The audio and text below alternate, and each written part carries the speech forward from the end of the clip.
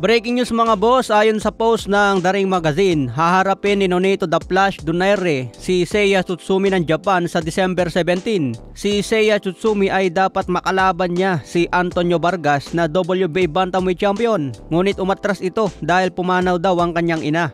Kaya si Nonito Donaire bilang WBA Interim Champion ang pumasok na lalaban kay Seiya Tsutsumi na WBA Champion in recess. Ang mananalo sa laban ni Donaire at Tsutsumi ay posibleng makalaban si Antonio Vargas para sa full WBA Bantamweight belt. Hindi naman po injury si Antonio Vargas mga boss kaya hindi siya lalaban. Namatay po ang kanyang ina. Kaya hindi muna makapagdepensa ng belt sa ngayon. Nagdesisyon ang WBA na hindi na tatanggalan ng belt si Antonio Vargas. Bagkus lalabanan na lang niya kung sino ang manalo kay Donaire at Seiya Tsutsumi sa December 17. Kailangan lang manalo si Nonito Donaire mga boss para mapalaban ulit sa WBA belt sa edad na 43. Ano sa tingin nyo mga boss, kaya pa ba ni Donaire maging champion kahit edad 43 na? Si Manny Pacquiao naging champion sa edad na 41. Kung susundan niya ni Donaire mga boss, talagang isang alamat ang mga Filipino fighters natin. Mahirap na kalaban din yan si Seiya Tsutsumi dahil masipag bumitaw ng suntok at matibay din yan. Tinalo nga niya si Takuma Inoue, talagang nakipagbugbugan hanggang dulo. Kaya abangan po natin ang muling pagbabalik ni Nonito The Flash Donaire sa December 17. Sa iba pang balita, Jason Casimero nagbitaw ng isang salita na ibabalik daw ang pusta sa mga natalong fans dahil talo si Casimero.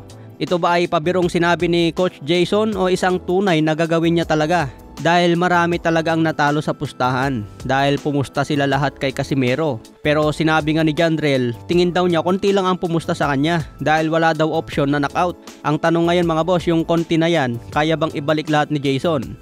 Sa live kasi ni Casimero, tingin ko parang pabirong sinabi lang yun ni Jason eh.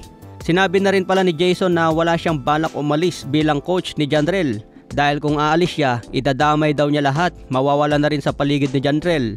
Pero nabanggit naman ni Jason na pwede silang magdagdag ng tao sa kampo nila basta tunay na tao at hindi peke. Kaya abangan natin kung may pagbabago sa kampo ni Jandrel Casimero.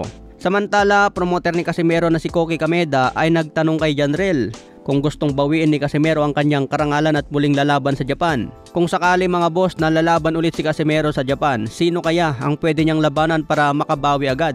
Pwede naman siguro si Luis Nery, isang magandang challenge ito para kay Casimero. Pero sinabi nga ni Luis Nery na walan siya ng interes kay Casimero. Kaya bukod kay Luis Nery, sino pa kaya ang pwedeng itapat kay Casimero para makabawi agad sa Japan? Abangan natin yan mga boss, malay natin babalik si Casimero agad sa December.